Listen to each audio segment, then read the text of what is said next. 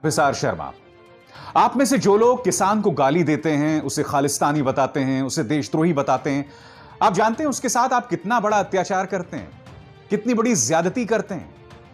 आज जब उस किसान ने भारत बंद का आह्वान किया है, उसका वक्त आप जानते हैं क्या था?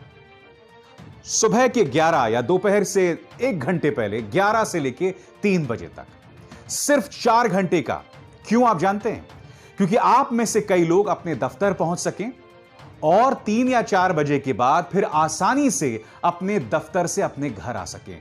वो नहीं चाहता कि आपको किसी तरह की कोई समस्या पेश आए, मगर इस सरकार का फर्जी तंत्र, आप में से कई भक्त उसको लगातार गाली दे रहे हैं।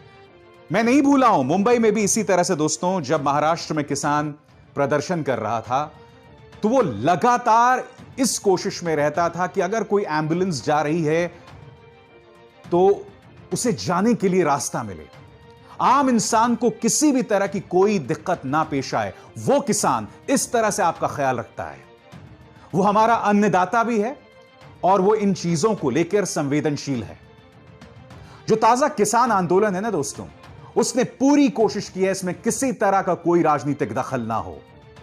यह बात अलग है कि इस मुद्दे को लेकर इस वक्त तमाम राजनीतिक दल उसके समर्थन में आ गए। दक्षिण में डीएमके से लेकर, उत्तर प्रदेश में समाजवादी पार्टी से लेकर, दिल्ली में आम आदमी पार्टी और कांग्रेस, सब इसके समर्थन में है, सिर्फ एक पार्टी को छोड़ के जिसका नाम है बीजेपी। वो बीजेपी जिसे शायद किसानों की जरूरत ही नहीं है। वो बीजेपी जो हिंदू मुस्लिम करके छद्म राष्ट्रवाद के सहारे जो है वोट हासिल कर लेती है। और इससे जुड़ा एक बहुत अहम मुद्दा, क्या इस देश के अंदर प्रदर्शन करना एक बहुत बड़ा गुनाह हो गया है?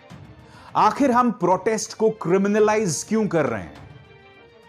प्रदर्शन का अपराधीकरण क्यों कर रहे हैं? यह मैं आपको तफसील से बताऊंगा, मगर उससे पहले आज का जो घटनाक्रम रहा वो बहुत ही त्वरित अंदाज में मैं आपको बताने वाला हूं।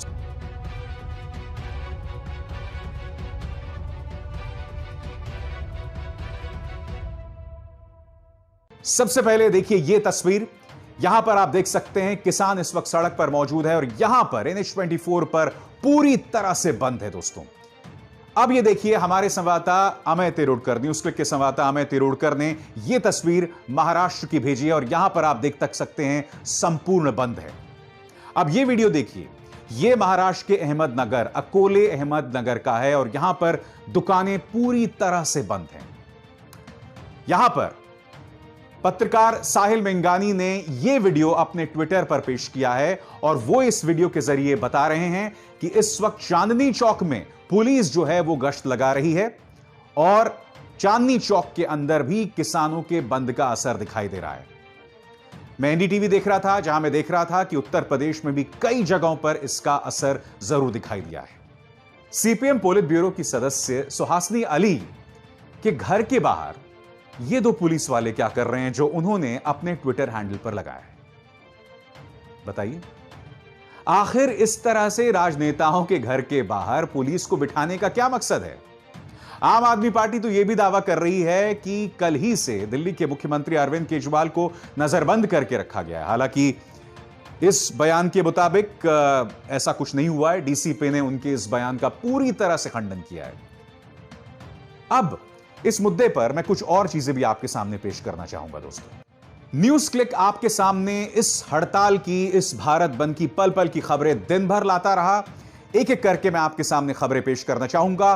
केरल में कई जगहों पर, कई सरकारी दफ्तरों में प्रदर्शन किए गए, रैलियां निकाली गईं और यह भी खबरें सामने आ रही है कि उत्तर प्रदेश में कई जगहों पर हाईवेज को ब्लॉक किया गया और कई कर्मियों ने हड़ताल में वो शामिल हो गए हैं।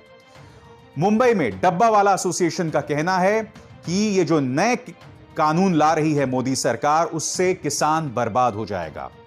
कर्नाटक में भी प्रदर्शनकारियों का असर दिखाई दिया, न्यूज क्लिक की ये खबरें बता रही हैं। इसके अलावा एएनआई की ये तस्वीरें बता रही हैं कि जो प्रदर्शनकारी हैं उन्हें गुवाहाटी में पुलिस ने गिरफ्तार कर लिया। बिहार में आरजेडी के प्रदर्शन के चलते वहां पर ट्रेन्स और सड़क पर यातायात पर बुरा असर रहा, उस पर खासा असर दिखाई दिया। कन्याकुमारी में भी आप देख सकते हैं बंद का संपूर्ण असर रहा। यहां पर विपक्ष और व्यापारी दोनों एक साथ आए और उन्होंने इस बंद का साथ दिया, जिसका असर आप यहां पर देख रहे हैं। जम्मू में भी मेरी सहयोगी सागरिका किस्सू बता रही हैं कि वहां पर जो ट्रांसपोर्टर्स एसोसिएशन है वो इस हड़ताल में, इस भारत बंद में शरीक हुए। शरीक ही नहीं हुए, उन्होंने किसानों के साथ अपनी पूरी ताकत, अपना पूरा दमखम का इजहार किया। तो ये तमाम तस्वीरें देश भर से उभर कर आ रही हैं, मगर आज हमें कुछ प्रश्न उठाने की जरूरत है। क्या आप जानते हैं कि किसानों के इस बंद को, किसानों के इस प्रदर्शन को अंतर्राष्ट्रीय स्तर पर भी जो है समर्थन मिल रहा है? यह खबर आपके स्क्रीन पर। संयुक्त राष्ट्र ने कहा है कि हम किसानों के शांतिपूर्ण आंदोलन का समर्थन करते हैं। कनाडा के प्रधानमंत्री जस्टिन ट्रूडो ने भी इस बयान में, जो इस वक्त आपके स्क्रीन पे है, कहा था कि हम समर्थन करते हैं। यही नहीं, अमेरिका और ब्रिटेन के अंदर उनके कुछ सांसदों, उनके कुछ कांग्रेसमैन ने भी भारत में किसानों के प्रदर्शन का समर्थन किया है। अब मैं आपसे ये पूछना चाहता हूं कि क्या पूरी दुनिया को आप देशद्रोही बता देंगे? और क्या हम लोग शुतुरमुर्ग की तरह अपनी गर्दन को रेत में दफन कर देंगे कि हम इस आंदोलन को आंदोलन ही ना माने, आंदोलनकारियों को बदनाम करते रहें? यह बात अलग है कि सरकार उनसे एक तरफ संवाद भी कर रही है और दूसरी तरफ उनका जो प्रचार तंत्र है उन्हें बदनाम भी कर रहा है।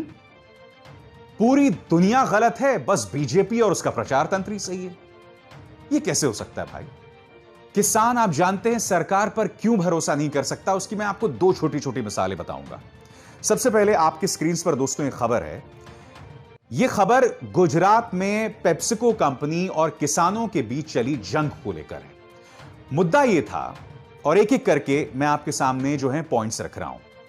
मुद्दा यह था कि गुजरात में पेप्सिको कंपनी ने आलू उत्पादकों से कॉन्ट्रैक्ट फार्मिंग का करार किया था। 4 आलू उत्पादकों की फसल को पेप्सिको ने खराब बताकर स्वीकार नहीं किया, तो जो फसल पेप्सिको ने नहीं ली, किसान ने उसे बाजार में जाके बेच दी।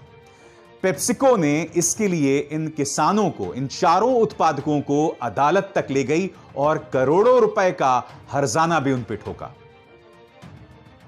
अब आप मुझे बताइए, किसान आखिर इन धन्ना सेठों पे, इन बड़ी बड़ी कंपनियों पर भरोसा कैसे करें? और शुक्र है उस वक्त आसपास चुनाव थे, इसलिए पेप्सिको पर सरकार ने दबाव बनाया और पेप्सिको ने अपना केस जो है किसानों के खिलाफ जो था वो वापस ले लिया। यह तो पहली मिसाल हुई कि किसान क्यों बड़ी बड़ी कंपनियों पर विश्वास नहीं कर सकता या सरकार पर विश्वास नहीं कर सकता। दूसरी बात पश्चिमी उत्तर प्रदेश की, और यह मुद्दा है गन्ना किसान बनाम चीनी मिल का। गन्ना किसान और चीनी मिल के बीच करार होता है, जिसमें तय समय में किसान को फसल बेचनी होती है और उसे उसका पैसा भी मिलता है। मगर जैसा कि देखा गया है, पश्चिमी उत्तर प्रदेश के किसान हमेशा आंदोलन करते रहते हैं, क्योंकि यह चीनी मिल और सरकार उन्हें समय पर पैसे नहीं रिलीज करती, उन्हें पैसे नहीं देती। तो यह तो सिर्फ 2 छोटी छोटी मिसालें हैं। किसान आखिर इन धन्ना सेठों पर और सरकार पर एतबार क्यों करे? आप जो बोल रहे हैं उस पर आखिर वो एतबार क्यों करे? एक तरफ आपने एक ऐसी व्यवस्था नहीं बनाई है जिसके जरिए किसान आप पर भरोसा कर सके, दूसरी तरफ जब वो अपनी मांगों के साथ मैदान में उतरता है तो आप उसके प्रोटेस्ट को क्रिमिनलाइज कर रहे हैं, उसको अपराधी बता रहे हैं, उसको देशद्रोही, अराजक, अर्बन नक्सलाइट बता रहे हैं। आज इन 2 प्रदर्शनों पर निगाह डालिए। आपकी स्क्रीन पर अन्ना आंदोलन और निर्भया आंदोलन। सोच की भी सेहरन पैदा होती है दोस्तों कि अगर यही आंदोलन 2015 के बाद हुए होते या पिछले 1 साल में हुए होते, तो इस सरकार का तंत्र उन्हें बदनाम करने के लिए क्या क्या नहीं करता। चलिए, अन्ना आंदोलन तो मान लिया, उसके पीछे खुद आरएसएस कहां था, विवेकानंद फाउंडेशन कहां था, मगर ये लोग निर्भया तक को बदनाम करने से नहीं चूकते। इसलिए तो मैं कह रहा हूं कि आज अपने हक की बात करना एक अपराध हो गया है। और इसकी एक छोटी सी मिसाल है हाथरस में जिस गुड़िया के साथ कथित बलात्कार और हत्या हुई थी, उसके परिवार के साथ जिस तरह का अत्याचार किया गया, उन अत्याचारों की तमाम हदों को प्रशासन ने पार कर दिया। वो एक छोटी सी मिसाल है। मगर आज मैं आपसे कुछ पूछना चाहता हूं और यह सवाल सरकार से है, उसके समर्थकों से है और स्वयं प्रधानमंत्री से है।